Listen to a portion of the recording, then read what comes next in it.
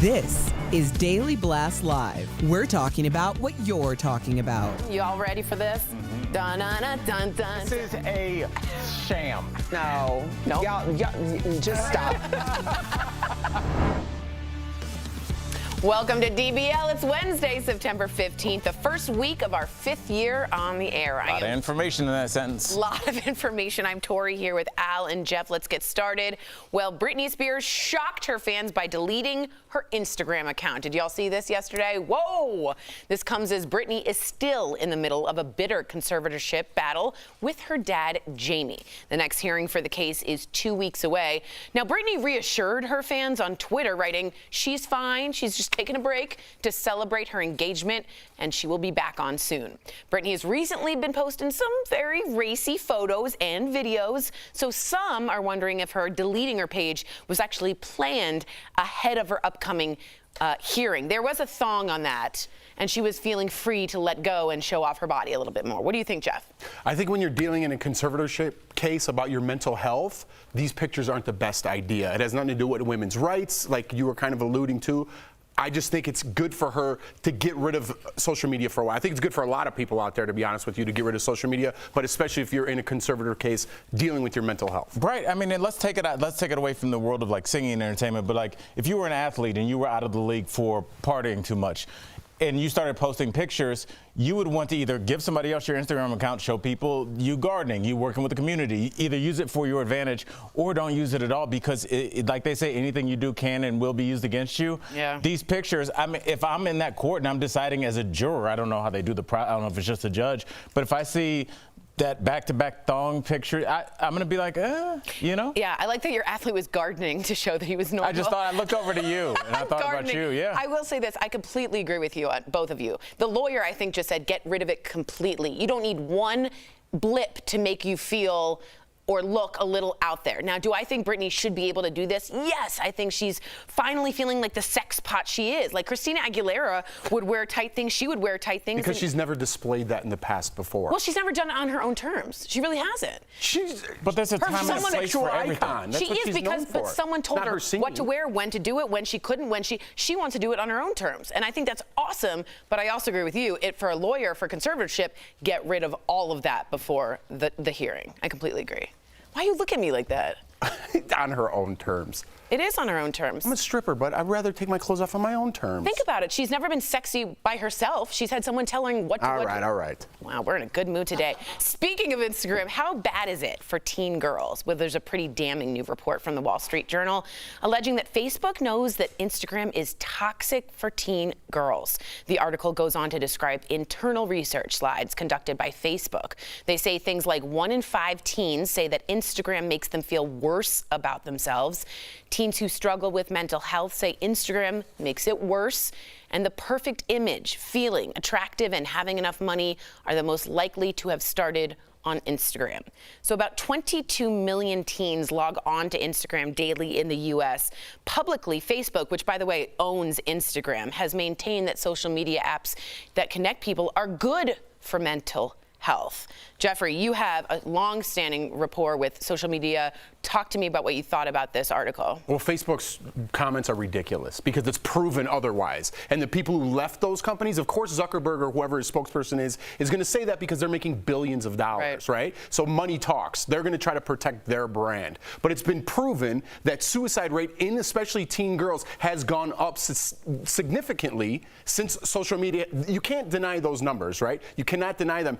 I've been saying that for years. Who am I? Nobody, right? We need celebrities to come out. We need other people, CEOs, former CEOs like they have on The Social Dilemma, if you watch Netflix, to catch yourself up a little bit. This is a problem, and it's a problem right now, but it's something we're not going to deal with, I'm thinking, for a couple more years now. I just want to let you know, you're absolutely right. Among teens who reported suicidal thoughts, 6% of American users trace the desire to kill themselves directly to Instagram. 13% of British people who've considered suicidal thoughts directly link to Instagram. There is a lot of Bill Gates from all the way back to Steve Jobs saying, now Mark Zuckerberg, they won't let their kids go on social media. Must be nice.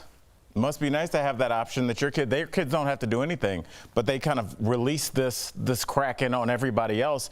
And you know, fortunately, unfortunately, Jeff and I, and you too, Tori, we're part of this weird generation that has one foot in analog and one foot in digital, where we remember what it was like to be young, but still be internet free. So like, if you wore a funny shirt or a great looking shirt, you did it that day, and then it just went away. No one remembered it. This generation does not have that, and so they feel like any mistake that they make just sits there. Anytime that they're feeling bad about themselves and they log on, they see a picture of somebody in their class, a peer, somebody they look up to, and it looks like they're doing better than them. So they're constantly being reminded, you are not good enough. Every second you wake up, 2 o'clock in the morning, you look at somebody's imaginary account, because that's not how people live. Not real. No one ever posts a picture of them going to their tax attorney and finding out they're 6 figures in debt. You know, it's always somebody standing in front of a Rolls, but people do not understand that this is not real. And because we're old, thank God, we remember the world before this charade that we put on our phones. I completely agree. Another stat you agree with the word charade? I like the word charade. I will say, release the Kraken. Release the Kraken was good. Too. So also, one of the researchers says we make body image worse for 1 in 3 teen girls. 1 in 3. So pay attention to that. But the internet's not all bad. Check out this video Ryan Reynolds posted to TikTok. I can't get enough of this. It's taking on a viral internet singing challenge with a little help from a friend. You might recognize him. I could be hurtful, I could be purple, I could be anything you like. I could be brown, I could be blue, I could be violet sky. I could be hurtful, I could be purple, I could be anything you like. I could be brown, I could be blue, I could be violet sky. I could be hurtful, I could be purple, I could be anything you like. I could be brown, I could be blue, I could be violet sky. I could be hurtful, I could be purple, I could be anything you like. Man, do I love it. It's like a sea shanty. Jeff, what'd you think about it? Release the Kraken. Speaking of sea shanty. You know what? I always wanted, Will Ferrell's like one of my idols. I love him. I feel like I'd be so scared to meet him because I would want him to do that. You know what I mean? I'd be like, oh, you're Will Ferrell, and I'd want him to break out in song and dance. But I feel like he would. But he wouldn't. He's just a normal guy. Yeah, he's just like, he has this great thing about him where he didn't become that comedian that got super famous and now he's on the Tonight Show wearing a black leather jacket talking about, you know, his next project. He's still a goofy dude. Yeah, at least every time we see him. So I really do appreciate him. The second his profile came into the shot, I was laughing. I could be purple, I could be purple. Coming up on DBL, our interview with Fran Drescher. What does she think about a possible, get this, Cardi B nanny reboot? And remembering Norm Macdonald. We've got the emotional tributes from late night hosts. That's coming up next. Closed captioning provided by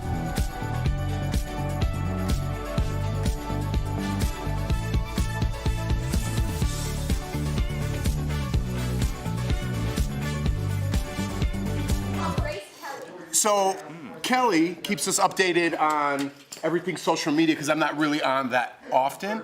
But I've never heard this song, so I don't know where it comes from. It was released in 2007 by a guy named Mika, and it's a really good song called Grace Kelly, but now it's turned into this internet challenge. Yeah, you were totally on when you said sea shanty. That's exactly like a barbershop quartet, so you put your one note first. I can be brown, I can be blue, I can and then you go, I can be brown, I can be blue, and you add your songs together, and then all of a sudden Will Ferrell, I can be brown.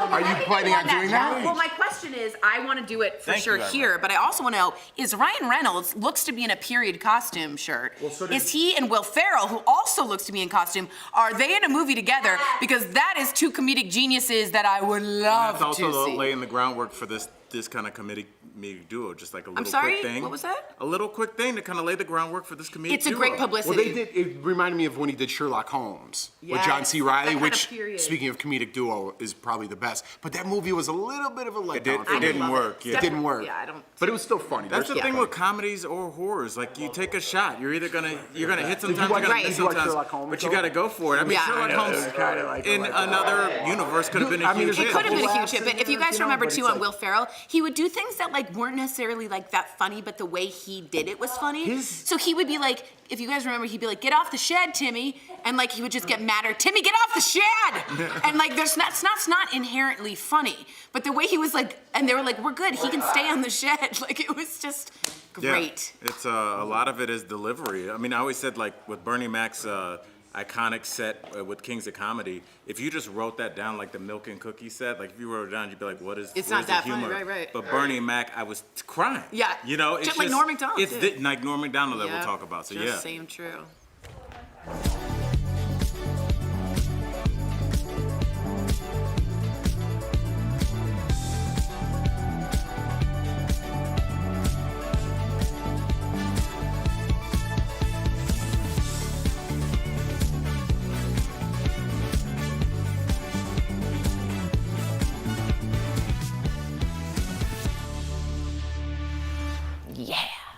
Welcome back to DBL. Tributes are pouring in for comedian Norm Macdonald, who, as we know, passed away yesterday.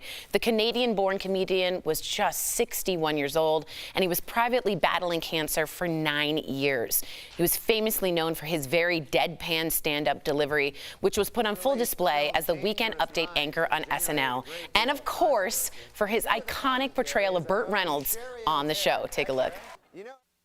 Hey, check out the podium. Look at this. Mr. Reynolds has apparently changed his name to Turd Ferguson. Yeah, that's right. Turd Ferguson. It's a funny name. Speaking of Will Ferrell, too. Well, after news of his passing, fellow comedians like David Letterman, Conan O'Brien, Sarah Silverman, they all paid tribute to him on Twitter. And late-night hosts like Seth Meyers and Jimmy Fallon honored their friend on their shows. Take a look. He was the gold standard, and he will continue to be the gold standard. Go watch any number of Norm Macdonald things tonight because they are really, truly timeless. Rest in peace, Norm. He was a comics comic, and everyone absolutely loved him, top to bottom, and he will be missed. Al? You know, I listen to the way people talk about Norm, and, you know, obviously Patrice O'Neal passed away. And when you hear terms like the comics comic, there's also a running kind of joke in comedy that comics aren't famous. Right. And that's because if you're going to be a comics comic, you're not going to kind of bow and kowtow to what this industry wants you to do. They're not going to put on the suit and be like, hey, fans. Yeah. They're not going to do that. And you're going to cost yourself money. But at the end of the day, you're going to stay true to who you say that you are. And honestly, a lot of comics, including me, I'll be like, hey, what's up? But some people just refuse to do that. And it cost them fame. A lot of people like Norm Macdonald, I haven't seen him since SNL. He's been out there, but he just didn't do the things that he needed, not that he needed to, that was asked of him. He played and lived his life and did his career the way he wanted to. His own and it famously, that was his exit on SNL, but he stuck to who he was as a person and respect for one of the funniest people ever. Yeah, and he, like you said, he's a comics comic. People in that world love and adore Norm Macdonald. Maybe not so much publicly, everyone knows who he is, but you always give credit to the straight guy. Is that the right word? That's it, yes. You know definitely. what I mean? And not sexually, I'm talking the straight guy in the comedic scene. The guy just delivering the lines and someone else knocks him out of the park. That's Norm Macdonald. That's why he's a comedian, because, I don't even know if that was right, but that's why, because he's the setup guy, and the other guy knocks it out of the park, right? So, Completely. And last night, I just want to recommend, I watched Comedian in Cars Getting Coffee with Jerry Seinfeld, and he went out with Norm Macdonald on, and I watched the Norm Macdonald one, and it's so cool to see Jerry and Norm chat, and you see that deadpan delivery, and Jerry says about his favorite bit on Letterman about Germany in World War II, and every comic loved that bit. They played that bit. Really great to see him. He talks about his son Dylan, who is a poet. If you've ever wanted to see a little bit more personal side, I highly recommend that episode. And also Google Norm Macdonald Courageous Battle. He has a bit on the set he did about 4 years ago, and it's a bit about dealing with cancer. And battling. I saw that. I mean, I was in my car yesterday driving down Spear it's called laughing. A Draw. Yeah, oh man, it's such a great bit. It is. Rest in peace. Coming up on DBL, Fran Drescher weighs in on a possible Cardi B nanny reboot. Oh, that's next in Chatting with the Stars. That was good. Thank you.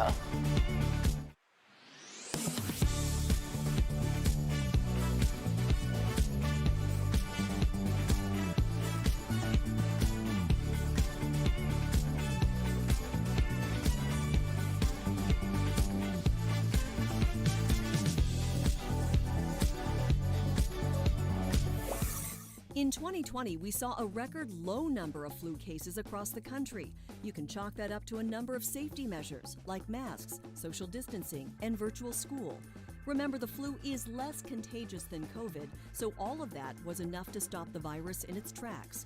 But this year is a different story. COVID rules are more relaxed, meaning protections against the flu are gone too. And there are already some signs that this flu season could be a bad one. Right now, doctors are seeing a rare summer spike of RSV in kids. The respiratory disease usually doesn't surge until the winter. Public health experts see this as a sign that the flu could do the same. So what can you do about it? It's pretty simple. Doctors say get your flu shot before Halloween.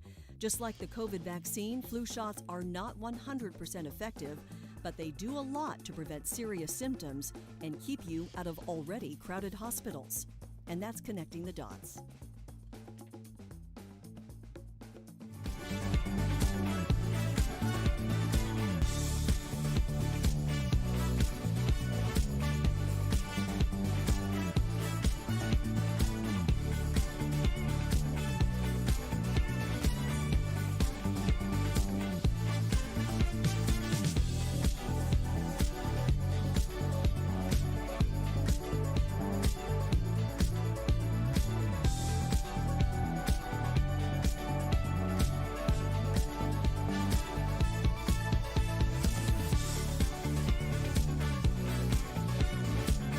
You're a gift wrapper?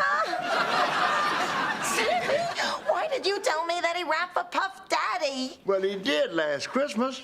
Yeah, see? Puff likes lots of bowls and those little plastic Santas. And Welcome back to DBL. After 6 seasons, The Nanny went off the air, leaving Fran fans wanting more. But now there's talk of a reboot and a Broadway musical. Plus, Fran Drescher is still leading the fight against cancer in today's Chatting with the Stars. We're so happy that you could join us. We're glad that you're back. Let's talk cancer schmancer. You've been transforming healthcare and promoting awareness about cancer for years now. So what is the most important thing you want people to know about cancer prevention? That will save lives. Detox your home. We have a very progressive program, and people don't realize that we have a lot of carcinogens and toxins in our home, and that erodes the immune system. When your immune system is compromised, you become vulnerable to a lot of things. Cancer is the end stage of inflammation. And when you're exposed to things like toxins and carcinogens, you're going to start getting inflammation. Your immune system is going to be compromised, and you're going to be vulnerable to everything from virus to cancer, to autoimmune problems. There's a whole host of things, and it behooves us all to start reading labels, go organic, go eco-friendly, make our choices each and every day when we go shopping at the market, and replace unhealthy things with healthy things. Because how you live equals how you feel, and there's really no wiggle room in between that. We really have to clean up our acts and use our purchasing power to dictate more responsible manufacturing trends. Ooh. Because what you buy becomes your vote, and what you don't buy becomes your protest. You gotta start running for something, Fran. Good Lord, that was well said. First of all, I'm a Jewish theater nerd kid, so you are like a hero to me. My family watched you all the time. Big fan, just want to say. All right, I want you to tell us about, thank you, my love. Tell us about your latest cancer fundraiser. It's The Nanny, it's Fran Drescher right now. Okay. It's a mahjong tournament, sorry, fangirling, but how did you get into the game mahjong? I have a girlfriend who was pushing for me to learn the game for a very long time. And finally I said, okay, we're going to get a group of besties together at my house and we're going to start playing. So we partnered up, 2 on each side, so we could be more people learning at once. And I was partnered with Rosie O'Donnell, who's a dear friend of mine, and we won. And someone took a video of us, and that went viral. And so we were approached by a global organization called Modern Mahjong. And they said, let's do a worldwide mahjong tournament in support of Cancer Schmancer. So we're delighted to do that. And all of your viewers can go to cancerschmancer.org and sign up. Oh, that's and awesome. Learn everything. You can play it virtually online, or you can get your own group together and play it at home.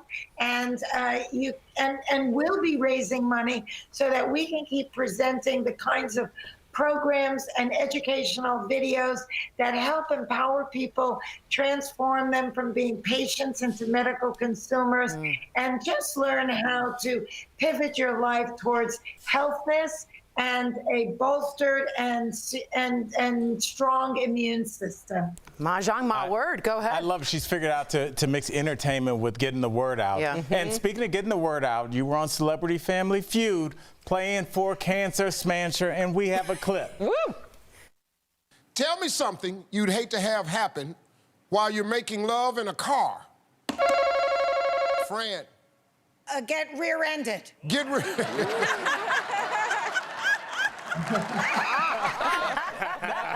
Now, did that just come out? Were you trying to make us laugh, or did that just come out of you? Well, I said it and then I realized this is funny. She realizes. So, Fran, I wanted to pay you a compliment. You look absolutely beautiful. Last time we talked, I didn't get a chance to talk to you about that, but I just wanted to tell you that from maybe back in the day, I had a little crush and maybe I still do. Maybe I still do. All right, but let's get to the nanny. Let's get to the nanny reboot. That the fans are very much interested in. Yes. Cardi B might be taking on that role. Have you spoke to her about being in this reboot? That's something that I said I thought would be a good way to go. She has often compared her style with mine and done kind of a split side-by-side photo on her IG account. And I think she's wildly talented, very funny, and she has a funny voice. So one of the ideas that I had that we've been bantering about when we're ready to move forward is possibly doing a updated version of it, bringing it into the 21st century and including a lot more people of color. But we're not working on that right now because we're still working on the Broadway musical. Yes. And, hopefully that'll be a big hit. She wears so many hats. And you mentioned her running for something. She's the SAG-AFTRA president. I'm saying she should run. I know, but she should be president of the United States, is what I'm saying. That could come next, Fran. That could come next. Yeah. Fran Drescher, thank you so much. This is how Ronald Reagan started. Amen, sister. There we go. Thank you for joining us. DBL Nation, you can donate to Cancer Schmancer by texting the word FRAN to 44321. Or, of course, visit cancerschmancer.org. We appreciate you. We'll be right back. Bye, Fran. Good to see you. Thank you all. Be well. Promotional consideration is brought to you by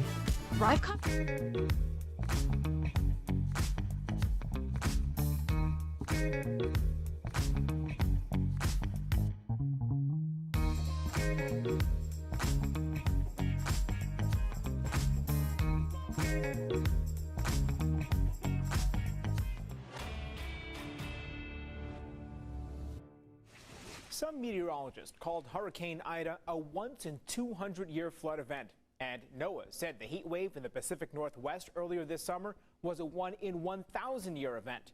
But some social media users say these one-in-however-many-year events seem to be happening more often. So let's verify. Are rare extreme weather events happening more frequently? Our sources are NOAA, the Intergovernmental Panel on Climate Change, and the U.S. Global Climate Change Research Program. Part of the confusion stems from the definition of a 100-year storm. NOAA says that doesn't mean a storm that hits every 100 years, but instead a storm that has a 1% chance of happening in a given year. The odds are based on past records and don't account for climate change that we're seeing today. One way NOAA tracks the impact of storms is whether they cause more than $1 billion in damage adjusted for inflation. In the 1980s, there were less than 3 costly storms each year. That jumped to nearly 13 in the 2010s and 22 in 2020 alone. AccuWeather estimates Ida caused $95 billion in damage, making it one of the costliest storms of this century. So it's true. Rare extreme weather events are happening more frequently, and we'll likely see more 1-in-100-year storms in the future because that statistic doesn't account for the continued impact of climate change. With your Verify, I'm Brandon Lewis.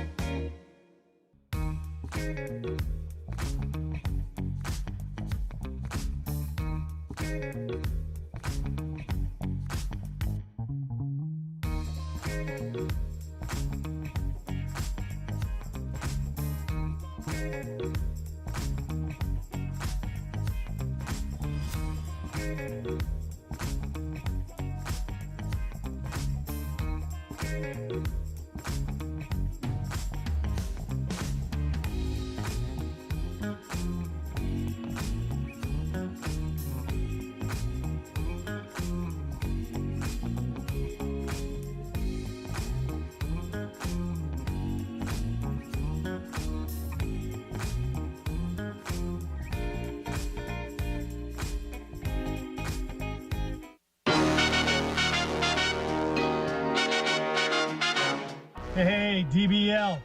Congrats on kicking off year 5. Can't wait to tune in. Hope to see y'all again soon. Congratulations, DBL, on 5 years, and good luck. Oh my God, I'm starstruck. Thank you. Thank you, David and Lisa, friends of the show. We do appreciate those shout outs. We're switching gears, though. It is hurricane season, and for the first time, we're seeing storms hit places they don't typically experience hurricanes, leaving residents to deal with the aftermath on their own without proper insurance. So what can you do? Well, we're chatting about it on today's Bang for Your Buck presented by The Hartford. Standard home insurance will cover you for wind damage, but listen up, not much else after a storm. If a hurricane hits, you will not be covered for additional hail or flood damage, leaving you to pay those costs on your own. Fortunately, you can protect you and your family by calling your agent to ask what your existing policy covers and purchase additional flood and hail insurance if needed. For quality and affordable insurance, the Buck's got your back. The Hartford will be happy to provide you solutions. Call the Hartford at 1-800-683-7108 or visit thehartford.com to learn more. People are shocked when it happens and they're not covered. Yeah, because I mean, a lot of times, sometimes you'll be covered for, I mean, like I'm covered for home damage, but not damage to your home that's caused by hail. Right. It's caused by, you know, right. there are these Like weird wind, kind but of not loopholes. water. So you need to make sure that they're not going to try and get you with any loopholes. So ask questions. Don't be embarrassed to ask questions. That's right. Jeff, good? Yes. DBL's Don't new. put me on the spot with 2 seconds left. You really did leave I'm sorry. We'll see you tomorrow. Bye, guys.